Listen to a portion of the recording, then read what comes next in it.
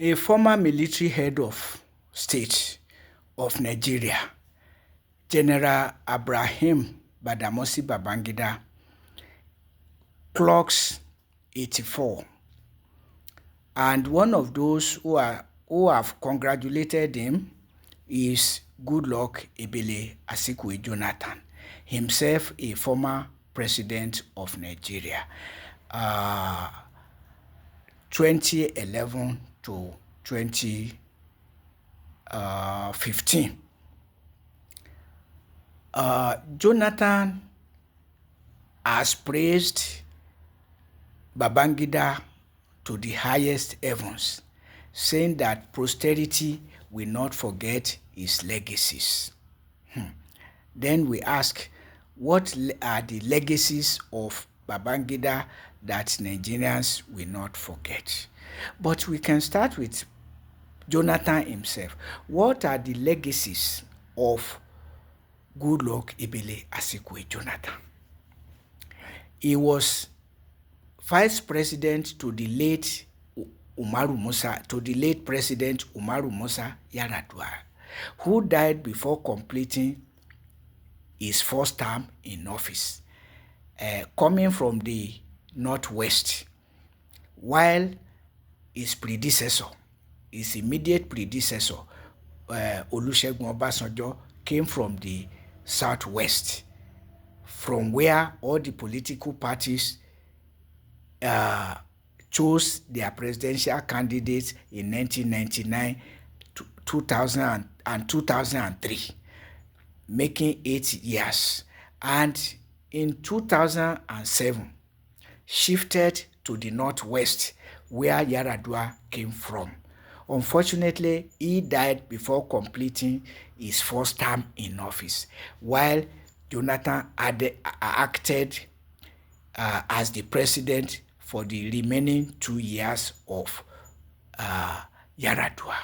So instead of Jonathan to allow Yar'Adua's Northwest to produce his successor and complete the 8 years of the Northwest, he said there was nothing like rotational presidency, North-South or South-North, which was not true.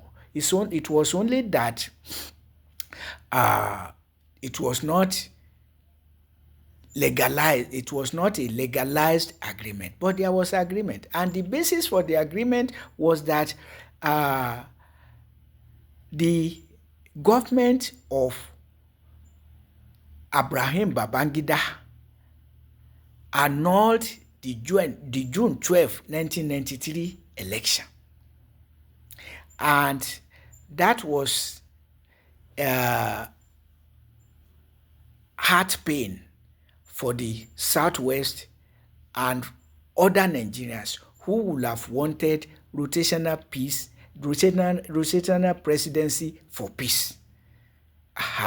And so on the basis of that, when the military was checking out again in 1999, the political actors, the political chieftains, I should say, from all over Nigeria, agreed that there should be North-South or South-North rotation to forestall the kind of annulment did by Babangida.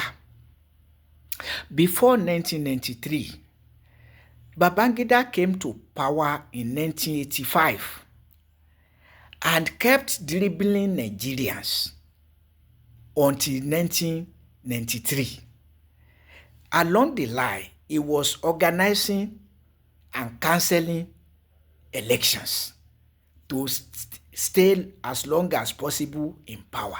So he kept dribbling Nigerians, frustrating them, frustrating the politicians after they might have put in both money and energy into election is coming. So frustration, dribbling Nigerians for 8 years. And so he earned the nickname Maradona, the Brazilian footballer who was very good in dribbling people. So, what legacies of Babangida is Jonathan talking about? That's the question. But I also ask, what are the legacies of Jonathan himself? Legacy of truncating south-north rotation. Because that's what he did. If he were a perfect gentleman, if he were as perfect a gentleman as he looks, as he appears, he would have allowed Yar'Adua's Northwest to serve his second term. After all, he served 2 of the 4 years of the presidency. Yar'Adua spent only 2 years and died as Nigeria's president, remaining 2 years, which Jonathan served.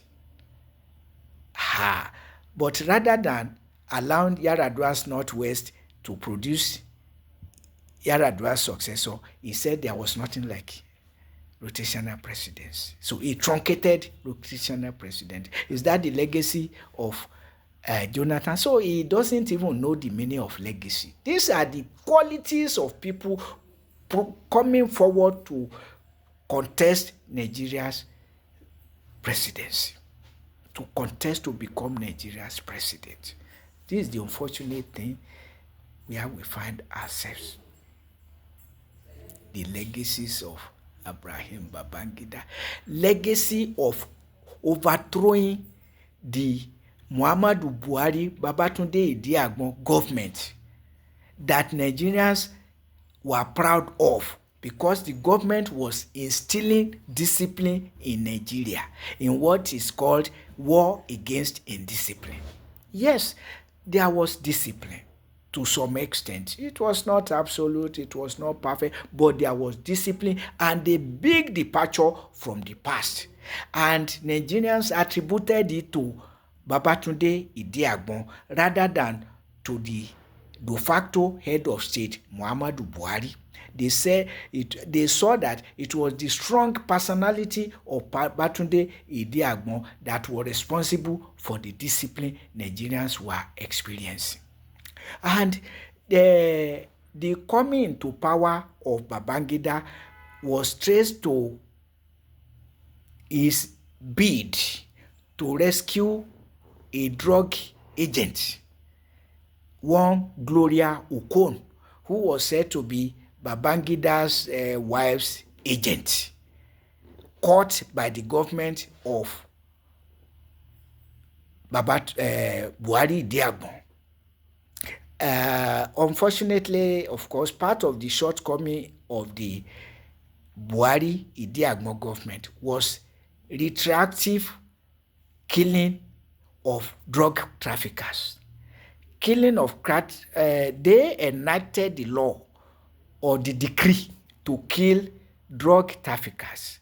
But where there was no law, where there is no law, there is no offense. So they should not have retroacted the law, but they did. So having said that, the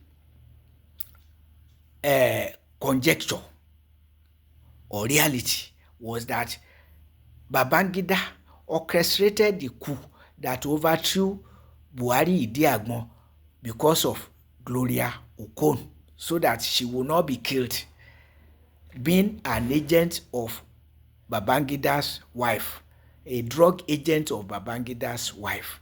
So that was the story that Dele Giwa, the journalist, that received letter bomb, and the bomb went off on his opening the letter. But before opening the letter, the person who was with him said when he got the letter and looked at it, he said, "This must be from the head of state, Babangida." So that is part of the legacy that Jonathan is talking about, to tell you that man has no conscience, he has no morality. And this brutal 4 years of fighting Boko Haram with suicide bombing and all of that, and this dragging the Christian Association of Nigeria into taking on the war against Boko Haram as a war against both Muslims and Christians is another most devilish thing you can imagine coming from Jonathan. So, so he himself, what legacy has Jonathan? Let him tell us now, before he dies, what are his legacies, before mentioning the legacies of Babangida, the Maradona himself, who created the crisis of the 1993, the annulment of the June 1993 election. And Jonathan, and because of that, in 1999, the political actors agreed to rotate the presidency south-north, starting with the southwest. And rather than allowing the northwest to continue to serve the second term of Babangida, Umaru Musa Yar'Adua, Jonathan said there was nothing like rotational presidency. So that is the level of evil that Jonathan represents. Yes, he did exactly what Ibrahim Babangida did severally between 1985 and 1993, and finally in 1993, when Nigerians and the international community said enough is enough, this time you can no longer continue. That was how he had to step aside in 1993. So annul the election with the intention of continuing, but with the noise of Nigerians and the international community, he had to step aside. And because of that, in 1999, Nigerian political actors agreed to rotate the presidency south-north, so that there will be the Nigerians will no longer experience such annulments. But Jonathan himself annulled the agreement in 2011, when he insisted on becoming the president, coming from the south, while Yar'Adua came from the northwest. You could see that in 1999 and 2003, the presidential elections, candidates were chosen by the political parties, major political parties from the southwest. In 2007, from the northwest. And Yar'Adua emerged as Obasanjo emerged from the southwest, but Jonathan truncated it. So if he's praising the legacies of Ibrahim Babangida, you can see that he doesn't know what legacy means. No moral conscience, no nothing. Power, as morally bankrupt as Umaru Musa Yar'Adua, who started the war against the Boko Haram Muslim community, and Muhammadu Buhari, who added S-men terrorism, and Bola Ahmed Tinubu, who cannot tell Nigerians the meaning of fuel subsidy. And having said fuel subsidy is gone, other subsidies are gone, while sinking Nigeria in debt, worse than those who didn't remove all subsidies. So this is the problem we have. People without conscience, without morality, without consideration for other people, gunning for power by all means. As desperate as Atiku Abubakar, now saying that he must be Nigeria's president, whether Buhari served 8 years from the north or not. So those who are praising Goodluck Ebele Azikiwe Jonathan because the APC government under Buhari and Tinubu are worse than under Jonathan, forget that Umaru Musa Yar'Adua and Goodluck Ebele Azikiwe Jonathan laid the foundation for the corruption in the land, for the insecurities in the land. That is it. Umaru Musa Yar'Adua, he set up the Electoral Reform Committee of Muhammad Uwais. God grant him eternal rest, Muhammad Uwais. And when the man he was a retired justice of Nigeria, tested and trusted, and they made him the chairman of the Electoral Reform Committee. And after the committee brought out its recommendations, Umaru Musa Yar'Adua swept it under the carpet. And when Jonathan became the president, he also swept it under the carpet. So, coupled with truncating rotational presidency south-north, coupled with 4 brutal years, 2011 to 2015, play it back and see the killings in suicide bombing and all of that. And ask Christian Association in Nigeria, what make the war against the Boko Haram Muslim community your own war? What make it your own war? Because the community did not even fight anybody, neither Muslims nor Christians, but protesting that this level of corruption is retrogressing Nigeria and creating worsening mass abject poverty. So what did the community say that is not true? What did the community say that is not true? Bola Ahmed Tinubu is not able to tell us what it means by fuel subsidy in a nation, in an OPEC country, Organization of Petroleum Exporting Countries. Are we number 3 or number what? Living on petroleum fund, and yet claiming fuel subsidy. From where to where? All the misappropriation of the funds, Tinubu cannot see that, except to claim that there is something called fuel subsidy to be removed.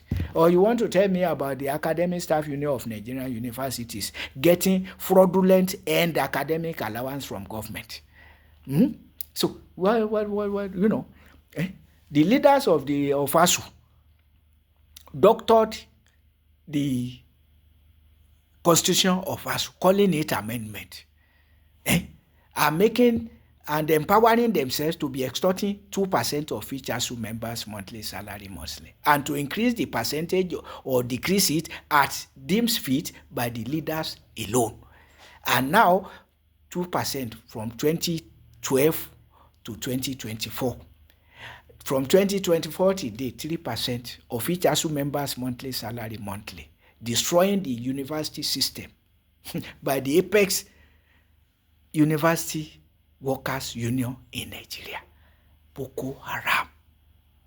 I give it to the Boko Haram Muslim community. That should be Nigeria's conscience, but pursued to the grave, unsuccessfully though, by the rulers of the land, Muslim and Christian rulers, because Muslims dictate the pace of destabilization of Nigeria, insisting that Islam must be imposed on Nigeria to fund its pilgrimage boards, and as we saw in 2023, for government to subsidize the pilgrimages. And so government must have been subsidizing the pilgrimages for privileged Christians and Muslims. Jonathan should tell us his own legacies and the legacies of Babangida that he wants us to be praising. Legacy of truncation of most free and fair election. Legacy of Jonathan truncating north-south or south-north rotational presidency in 2011. So, Babangida, 1993. Several ones, but we hold on to that of 1993 as the ultimate. And Jonathan coming in 2011 to say there's nothing like South-North rotational presidency, so that he could become president by all means. Unfortunately for him, the end did not justify the means. He squandered his 4 years fighting the Boko Haram Muslim community because he had no sense of justice, no consideration for others. You took advantage of a dead person to become the president by all means. That's what Jonathan did in 2011. Those who are forgetting and saying that his government was better than that of APC, forget that Umaru Musa Yar'Adua and Goodluck Jonathan, under the PDP laid the foundation for all the evils bedeviling Nigeria today, including non-implementation of the electoral reform recommendations.